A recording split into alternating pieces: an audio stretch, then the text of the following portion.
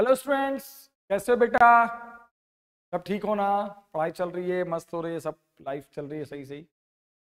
चलनी भी चाहिए भाई। इंपॉर्टेंट कि हम खुश भी रहे और अच्छे से पढ़ाई भी करें, राइट? मैं आपको एक टॉपिक आज पढ़ाऊंगा, एसी सर्किट का कुछ छोटा सा टॉपिक है। अब इसमें ऑलमोस्ट खत्म हो गया, सिर्फ जनरेटर बचा है। कुछ क्वेश्चंस करा के ये चैप्टर भी एंड होने वाला है। एक टॉपिक है छोटा सा, इसे कहते हैं quality factor. Quality in short this is called Q factor. आपको पूछता है कि ये क्यू फैक्टर क्या है, क्वालिटी फैक्टर है क्या, what is the quality factor? तो कहा इसके बारे में ये जाता है बेटा, डिफाइंस शार्पनेस। क्या डिफाइन करता है? शार्पनेस। शार्पनेस इसका, इसके शार्पनेस डिफाइन करता है ऑफ सीरीज एलसीआर सर्किट। उसमें एलसीआर तीनों एलिमेंट हो, सर्किट तीनों सीरीज में हो। मैंने पढ़ाया था, देखना, series LCR circuit, right? At resonance, ये भी ध्यान रखना, एट व्हाट रेजोनेंस। मतलब अगर आपके पास कोई सीरीज एलसीआर सर्किट है तो उसकी शार्पनेस क्या है? शार्पनेस जानते हो ना कि कितना शार्प है, कितने टाइम तक वो रेजोनेंस को एग्जिस्ट कर सकता है, कितने टाइम तक वो मैक्सिमम करंट दे सकता है और बिना एनर्जी लॉस किए हुए, कम से कम एनर्जी लॉस करके कितना ज्यादा टाइम तक वो अपने मैक्सिमम करंट के कंडीशन को, ये रेजोनेंस के कंडीशन को मेंटेन कर सकता है, सर्किट में एग्जिस्ट करा सकता है। तो ये सब चेक कैसे होता है? क्वालिटी फैक्टर, फैक्टर को डिफाइन करने की क्वालिटी। क्वालिटी ऐसा फैक्टर जो क्वालिटी डिफाइन करे, क्वालिटी फैक्टर। और इसे क्यू फैक्टर को कई ढंग से बताया जाता है। बेसिकली इसको मेजर किया गया कि सर्किट में कितनी एनर्जी स्टोर हुई और कितनी एनर्जी का लॉस हुआ, ऐसे लोग बताते हैं। बेस्ट डेफिनेशन कि ये रेशियो होता है, बेसिकली मेजर करने का तरीका है energy store upon energy loss dissipated. Circuit में इसी बात एनर्जी स्टोर होगी, तीन एलिमेंट है, सब में एनर्जी स्टोर होगी, हर एलिमेंट में अपनी अपनी एनर्जी स्टोर होगी। Total energy store in the circuit upon energy loss in the circuit. इसका फॉर्मूला इन लोगों ने बनाया, फॉर्मूला है था, याद रखना, 1/r under root L upon C। ये फॉर्मूला होता है किसका? बताना बेटा, क्वालिटी फैक्टर का। याद रखना इसको, 1/r under root L upon, yes, this is the formula of the quality.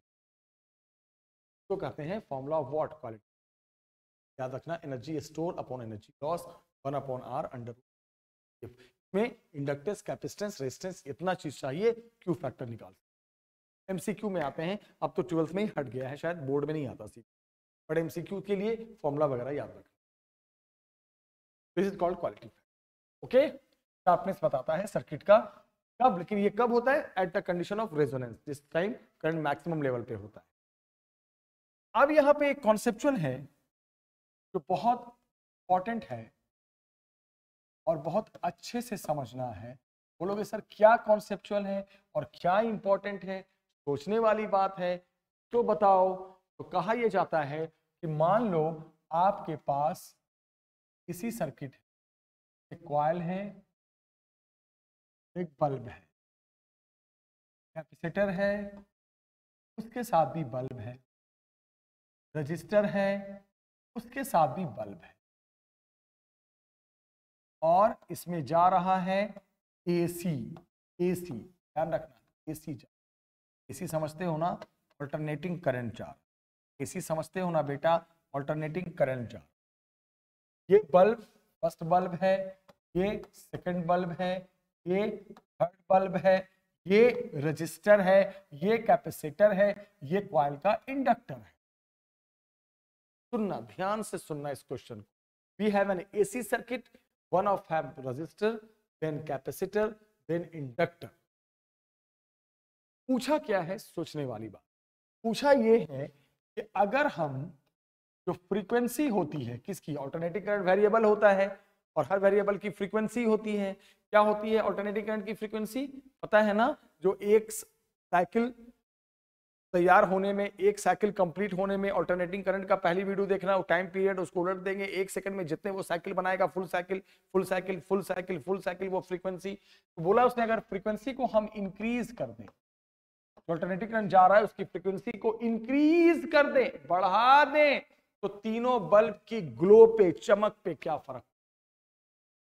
बोलोगे सर सबसे पहले आप बताओ, आपने पढ़ाया था कि हर कॉइल का अपना एक रेजिस्टेंस होता है जिसे हम रिएक्टेंस का फॉर्मूला आपने पढ़ाया था ओमेगा इंटू एल का मतलब, ओमेगा को क्या लिख सकते हो सर? 2 पाई एफ खोल सकते हो, ओमेगा को 2 पाई इंटू फ्रीक्वेंसी, राइट। ये एक्सेल है क्या? कॉइल का रिएक्टेंस, रिएक्टेंस का मतलब रेजिस्टेंस ही होता है। बोलोगे सर यहां साफ दिख रहा है कि कॉइल का जो रिएक्टेंस है वो फ्रीक्वेंसी के डायरेक्टली है। मैंने कहा दिख रहा है, तो फ्रीक्वेंसी अगर आपने बढ़ा दिया तो इसका मतलब जो कॉइल का रिएक्टेंस है वो भी बढ़ गया सर। मैंने कहा हाँ बढ़ गया, रिएक्टेंस बढ़ने का मतलब रेजिस्टेंस बढ़ गया, रिएक्टेंस बढ़ने का मतलब रेजिस्टेंस तो बढ़ा, यानी रेजिस्टेंस बढ़ गया तो इसमें करंट जाना थोड़ा थोड़ा कम हो गया, अल्टरनेटिंग करंट थोड़ा स्लो हो गया, कम जाने लगा, तो इसकी ग्लो कम हो गई, यानी बल्ब की जो ग्लो होगी वो डिक्रीज हो जाएगी। फ्रीक्वेंसी बढ़ा दिया तो कॉइल का अपना क्या होता है? Reactance. Reactance means same as resistance, resistance जैसा ही होता है, फॉर्मूला होता है, अब याद करना, पिछली वीडियोस में देखा होगा आपने, ओमेगा इंटू एल, ओमेगा को खोल दोगे 2 पाई एफ इंटू एल, यानी कि रिएक्टेंस फ्रीक्वेंसी के डायरेक्टली, और फ्रीक्वेंसी इंक्रीज करोगे तो रिएक्टेंस यानी रेजिस्टेंस बढ़ गया, रेजिस्टेंस बढ़ गया तो करंट कम गया, ग्लो कम हो गया, और अगर डिक्रीज करोगे तो ग्लो बढ़ जाएगा, सेम कॉन्सेप्ट वही है। डिक्रीज तो ये डिक्रीज, तो रिएक्टेंस भी डिक्रीज, यानी रेजिस्टेंस जो है इसका कम, तो ग्लो ज्यादा, करंट ज्यादा, चमक बढ़ जाएगी। अब बोलोगे सर इसमें तो हो गया ठीक है, अब सर बताओ इस पे क्या फर्क पड़ेगा? इस पे, इस वाले बल्ब पे, इस वाले बल्ब पे, इस वाले बल्ब में कैपेसिटर जुड़ा है, पे क्या फर्क पड़ेगा सर? मैं बोलूंगा बताता हूं ना बेटा, रुको सही 2 मिनट। जिस तरह कॉइल का अपना रिएक्टेंस होता है, कैपेसिटर का भी रिएक्टेंस होता है। कैपेसिटर का रिएक्टेंस होता है, याद करो, 1/ω(c). रिएक्टेंस का मतलब वही सेम एज रेजिस्टेंस। ओमेगा को खोल दोगे तो क्या आ जाएगा बेटा? 1/2 पाई एफ इंटू सी। बोलोगे हाँ सर आ गया। यहाँ साफ दिख रहा है कि कैपेसिटर का रिएक्टेंस जो है वो फ्रीक्वेंसी की क्या है? इनवर्सली है। मैंने कहा हाँ जी, यानी फ्रीक्वेंसी अगर आपने इंक्रीज कर दिया सोर्स का, एसी का, तो ये डिक्रीज हो गया, रिएक्टेंस कम हो गया, रेजिस्टेंस कम हो गया, तो इसकी चमक बढ़ गई, ग्लो और ज्यादा हो गया। जितना ये रिएक्टेंस बढ़ेगा, सोचने वाली बात है बेटा, जितना कॉइल का रिएक्टेंस या कैपेसिटर का रिएक्टेंस अगर बढ़ रहा है तो इसका मतलब ये हो गया जो ग्लो है बल्ब का वो डिक्रीज होगा। और अगर रिएक्टेंस और कैपेसिटेंस अगर डिक्रीज हो रहा है तो इसका मतलब जो बल्ब से जुड़ा है उसकी ग्लो में डिक्रीज। यही तो है, ये तो है कॉन्सेप्ट। लेकिन ये जो बल्ब है, ये वाला बल्ब, बल्ब नंबर 3, इस पे कोई फर्क नहीं पड़ेगा, कोई फर्क नहीं पड़ेगा। क्यों? क्योंकि रजिस्टर का रेजिस्टेंस कोई फ्रीक्वेंसी पे डिपेंड नहीं करता, जैसे यहाँ डायरेक्टली या इनवर्सली कोई लेना देना नहीं है। रजिस्टर का रेजिस्टेंस सिर्फ रेजिस्टेंस, नो एनी फैक्टर, की चमक पे कोई फर्क नहीं है। तो बोलोगे सर ये रहा कॉन्सेप्ट, अभी हमने फ्रीक्वेंसी चेंज किया था तो तीनों पे फर्क। अब इस क्वेश्चन में ऐसे भी आ सकता है, ध्यान से तो आपने देख लिया तो बेटा, अब मैं जैसे मैंने कहा कि अब मैंने क्या किया, ये जो कॉइल था, ये जो कॉइल था ना बेटा, इस कॉइल में ना एक आयरन का रॉड डाल दिया। अब ये बोला मैंने, एक आयरन के ना कॉइल में ना बीच में टर्न्स में एक रॉड डाल दिया, आयरन का रॉड, ये रॉड डाल दिया कॉइल, तो तब इसके ग्लो पे क्या फर्क? कितने सवाल आ सकते हैं, सुनो। तो बेटा क्या होता है कॉइल का रिएक्टेंस का फॉर्मूला? बोलोगे ओमेगा इंटू एल। हाँ, तो जो रिएक्टेंस है ओमेगा के साथ साथ फ्रीक्वेंसी के साथ साथ देखो एल के डायरेक्टली हो गया। मतलब जितना इंडक्शन बढ़ेगा, जितना कोएफिशिएंट ऑफ सेल्फ इंडक्टेंस, ये कांस्टेंट इंडक्शन इफेक्ट बढ़ेगा, रिएक्टेंस बढ़ेगा, तो ग्लो क्या हो जाएगी? कम हो जाएगी। तो जब आप कॉइल तो ऑलरेडी पहले मेटल का था, मेटालिक कॉइल, उसके अंदर और मेटालिक रॉड डाल दिया तो इंडक्शन, आपको पता है ना, सिंगल में सेल्फ इंडक्शन और उसके सामने और कोई मेटेलिक चीज आ जाए तो म्यूचुअल इंडक्शन भी होने लगता है। मतलब ये वाली चीज बढ़ जाए, एल बढ़ जाएगा, कांस्टेंट बढ़ जाएगा, इंडक्शन जितना बढ़ेगा तो ये कांस्टेंट की वैल्यू भी चेंज हो जाएगी। इसका मतलब जब ये बढ़ेगा तो रिएक्टेंस बढ़ेगा, रिएक्टेंस बढ़ेगा तो ग्लो कम हो जाएगा। क्योंकि पहले वो सिर्फ सिंगल था, पहले वो क्या था, सिर्फ एक कॉइल था, अब उसमें आपने आयरन की रॉड डाल दी तो मतलब सेल्फ इंडक्शन तो पहले हो रहा था। अरे यार कॉइल में जब करंट वेरिएबल जाता है तो पता है ना सेल्फ इंडक्शन होता है। ईएमआई में पढ़ा था, किसी भी कॉइल में वेरिएबल करंट जाएगा तो इंड्यूस ईएमएफ आने लगता है। लेकिन अगर कॉइल मेटल का है और उसमें और मेटल की बॉडी चले जाए तो सेल्फ इंडक्शन के साथ साथ म्यूचुअल इंडक्शन भी शुरू हो जाता है, इंडक्शन का इफेक्ट बढ़ जाता है, कांस्टेंट और बड़ा हो जाता है। ये बढ़ा तो रिएक्टेंस बढ़ा, रिएक्टेंस बढ़ा यानी कि ग्लो कम हो जाए। ऐसे भी सवाल आते हैं, सब चीज ध्यान से देख।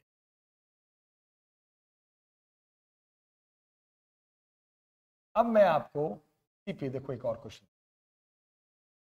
अब ये क्या आया बेटा, सुनना, अब क्या बोल रहा है कि अब इसके साथ कुछ किया जाएगा। क्या किया जाएगा जरा सुनो।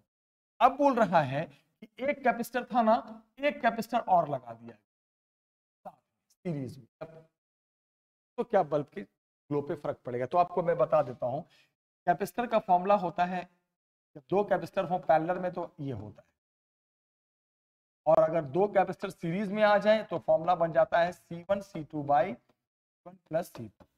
तो अगर आप सीरीज में जोड़ दे रहे हो, एक कैपेसिटर था, एक कैपेसिटर और सीरीज में जोड़ दिया, तो ये जो टोटल जो कैपेसिटेंस का इफेक्ट है, तो अब जो कैपेसिटी है, जो कैपेसिटेंस की कैपेसिटी है वो कम हो जाती है। सीरीज में देखो ना, सीरीज में 1 अपॉन में आता है, पैरेलल में बढ़ जाता है। सीरीज में जोड़ने से कैपेसिटेंस ओवरऑल कम हो जाता है। और क्या था कैपेसिटर का रिएक्टेंस, पढ़ाया ना, 1 अपॉन ओमेगा सी। कैपेसिटर का रिएक्टेंस ओमेगा के अलावा कैपेसिटेंस के क्या होता है, इनवर्सली। तो जब एक कैपेसिटर था, एक कैपेसिटर और जोड़ दिया सीरीज में, तो सीरीज में जोड़ने के बाद मैं आपको बता दूं ये होता है सीरीज में जोड़ने के बाद और कैपेसिटेंस कम हो जाता है, पहले से घट जाता है। तो ओवरऑल जो कैपेसिटेंस का इफेक्ट है वो कम हो गया, कैपेसिटेंस का इफेक्ट कम, कैपेसिटर का कैपेसिटेंस कम, तो रिएक्टेंस ज्यादा, रिएक्टेंस का मतलब वही रेजिस्टेंस ज्यादा, ग्लो कम हो जाए। और अगर बोलता नहीं नहीं ऐसा नहीं किया है तो क्या किया है भाई, फिर क्या बोलता कि नहीं इसको हमने क्या किया, सुनो ध्यान से, एक कैपेसिटर था ना, एक कैपेसिटर और जोड़ दिया C1 के साथ, अब वो पैरेलल में जोड़ दिया। तो बोलोगे सर पैरेलल में जोड़ने से ये होता है, पैरेलल में जोड़ने से और ऐड होकर और कैपेसिटेंस इंक्रीज हो जाता है। इस केस में याद रखना, इस हमने सेकंड चैप्टर में पढ़ा था कि पैरेलल में टोटल C1 C2 आ गया तो और प्लस हो जाएगा, यानी अब जो ओवरऑल कैपेसिटेंस है, अब जो ओवरऑल कैपेसिटेंस है वो अब पहले से बढ़ जाएगा। तो ये बढ़ गया तो ये कम हो गया, रिएक्टेंस कम, रेजिस्टेंस कम, तो ग्लो बढ़ जाएगा बल्ब का। रिएक्टेंस कम हो गया तो इस बल्ब की क्षमा कम बढ़ जाएगी। तो क्या आपने सीखा, कॉइल का रिएक्टेंस ओमेगा पे डिपेंड करता है यानी फ्रीक्वेंसी पे और इंडक्टेंस पे। कैपेसिटर का रिएक्टेंस फ्रीक्वेंसी के इनवर्सली और कैपेसिटेंस के इनवर्सली, दोनों चेंज कराकर पूछेगा, दोनों चेंज करा के पूछेगा, साथ में बल्ब जोड़कर उसकी ग्लो पूछे। तो ये सब क्वेश्चंस जो है ना बेटा आते हैं। एक क्वेश्चन मेरे मन में आ रहा है, हालांकि इस चैप्टर का है नहीं, फिर भी मैं बता देता हूं, आता है पेपर में। मान लो एक करंट है और ये फ्लक्स है, फ्लक्स और करंट के बीच ग्राफ, बोलेगा दो कॉइल है, एक कॉइल ए है और एक कॉइल बी, तो बताओ तो ज्यादा किसमें ज्यादा इंडक्शन पॉसिबल है। कि करंट वेरिएबल होता है किसी भी कॉइल में, दो कॉइल ए और बी, तो फ्लक्स चेंज होता है, फ्लक्स चेंज होने से इंडक्शन होता है। तो पूछा है कि किसमें ज्यादा इंडक्शन होगा, ए में या बी में। जो कॉइल है, ये सब कॉइल है ए और बी, मतलब कॉइल का नाम है, उनका ग्राफ है फ्लक्स और करंट के बीच। तो कभी भी ग्राफ का सवाल हम कैसे करते हैं, याद है आपको, सबसे पहले हम स्लोप देते हैं, देखते हैं स्लोप क्या देगा। तो ग्राफ के स्लोप निकालने का फॉर्मूला होता है y बाई एक्स, और एक फॉर्मूला होता है स्लोप निकालने का tan थीटा। तो सबसे पहले ये पता करेंगे कि इस ग्राफ में स्लोप हमें देगा क्या, स्लोप है क्या y बाई एक्स, तो 5 बाई आई। और आपको पता है किसी भी कॉइल में अगर करंट के चेंज होने से इंडक्शन हो रहा है, उसी कॉइल के करंट से उसी में इंडक्शन हो रहा है, उसी में फ्लक्स चेंज हो रहा है, तो phi equal to L I होता है फॉर्मूला, ईएमआई चैप्टर में, पिछले चैप्टर में पढ़ाया। तो यहां से phi equal to L I रख दोगे तो क्या आ जाएगा, एल आ जाएगा, y बाई आई, सॉरी कुछ मिस्टेक है ना, y बाई एक्स है ना, तो x पे i है ना, मैंने l लिख दिया था by mistake, y by I, y by x. तो phi के यहाँ पे एल आई रख दोगे तो एल आई रख दोगे तो आई आई कट के एल आई। इसका मतलब ये पता चला कि स्लोप जो है वो जो कांस्टेंट होता है ये तो बताता है जिस कॉइल के लिए कांस्टेंट जितना ज्यादा रहेगा कोएफिशिएंट ऑफ सेल्फ इंडक्टेंस उसमें उतना ज्यादा इंडक्शन होगा। ओके तो ये हो गया। अब बताओ दूसरा फॉर्मूला स्लोप का होता है tan थीटा। इससे देखोगे तो साफ दिख रहा है कि थीटा किसका ज्यादा है, इसका ज्यादा है। इस लाइन का थीटा इस वाले लाइन का थीटा कम है, तो उस हिसाब से देखा जाए उसके अकॉर्डिंग देखा जाए तो स्लोप मुझे लग गया साफ कि स्लोप सेकंड लाइन है बी लाइन है जिसका नाम, उसका स्लोप ज्यादा है किस लाइन से, इसका नाम ए है। जो बी कॉइल के लिए लाइन है उसका स्लोप ज्यादा है as compare to the line representing the phi I relation for coil A. इसका स्लोप ज्यादा, स्लोप यहाँ क्या है एल के डायरेक्टली है, स्लोप क्या है इस कांस्टेंट के डायरेक्टली आया है। तो इसका मतलब हो गया कि जो कांस्टेंट है कोएफिशिएंट ऑफ सेल्फ इंडक्टेंस वो बी कॉइल का ज्यादा है as compare to A coil. जिसमें ये कांस्टेंट ज्यादा होता है, इस फॉर्मूले का जो कांस्टेंट है वो जितना ज्यादा होता है उसमें इंडक्शन भी ज्यादा होता है। तो बोलोगे सर कॉइल बी में ज्यादा इंडक्शन होगा, ज्यादा इंडक्शन हुआ है, ज्यादा इंड्यूस करंट बना है, ज्यादा इंड्यूस वोल्टेज आया है as compare to coil A. Very important topic, graph के बेस्ड सवाल। ज्यादा लंबी वीडियो नहीं बनाऊंगा कि छोटी छोटी वीडियो छोटे छोटे क्वेश्चन है। मुझे पूरी उम्मीद है आपको ये भी क्वेश्चन समझ में आ गया होगा। ग्राफ का सवाल कभी भी आए ना तो पर ये चेक क्या करो स्लोप देगा क्या, y बाई एक्स और एक tan थीटा, दो formula y by X phi by I. Phi by I phi का फॉर्मूला होता है, पिछले चैप्टर में पढ़ा था हमने L इंटू आई। जब करंट वेरिएबल हो तो फ्लक्स भी चेंज होता है, उसमें कांस्टेंट होता है coefficient of self inductance. Physics में किसी भी फॉर्मूले में कांस्टेंट क्या बताता है, उसकी प्रॉपर्टी कितना ऊपर नीचे है। फ्रिक्शन में भी कांस्टेंट होता था 11th क्लास में, हर फॉर्मूले में कांस्टेंट है। कांस्टेंट जितना ज्यादा समझो वो प्रॉपर्टी इतनी ज्यादा। तो फ्लक्स और करंट के बीच कौन सी प्रॉपर्टी होती है कि करंट वेरी होने से फ्लक्स वेरी हो, तो वहीं तो इंडक्शन होता है ईएमआई। तो जितना ये कांस्टेंट ज्यादा होगा समझो उतना ज्यादा इंडक्शन हो रहा है। तो स्लोप फाई बाई आई यानी एल, फाई बाई आई यानी कि एल। इसका मतलब स्लोप यहाँ कोएफिशिएंट ऑफ सेल्फ इंडक्टेंस को डिफाइन करेगा। स्लोप ज्यादा किसका, एंगल जिसका ज्यादा, एंगल बी का ज्यादा, स्लोप भी बी का ज्यादा। जिसका स्लोप ज्यादा उसका एल ज्यादा, जिसका कांस्टेंट ज्यादा उसमें ज्यादा इंडक्शन। ये तो है, यानी बी में ज्यादा इंडक्शन होगा कॉइल बी में। ये बी और ए कॉइल के नेम है, कॉइल का नाम है बी और ई, जिसमें फ्लक्स और आई के बीच ग्राफ बना हुआ है। कॉइल बी के लिए ऐसा ग्राफ है, कॉइल ए के लिए ऐसा ग्राफ है, रिलेशन है फाइव। तो बच्चे आज के लिए इतना ही, कुछ कॉन्सेप्चुअल्स, क्यू फैक्टर और इक्वेशंस। अगले वीडियो में हम मिलेंगे एक नए टॉपिक के साथ बेटा। तब तक खूब अच्छे से पढ़ना, वीडियो को जरूर शेयर करना। ये सब इंपॉर्टेंट क्वेश्चंस हैं, आगे औरों को भी फायदा होगा। पढ़ाई कीजिए, खुश रहिए। नेक्स्ट वीडियो में मिलते हैं, टेक केयर, बाय बाय।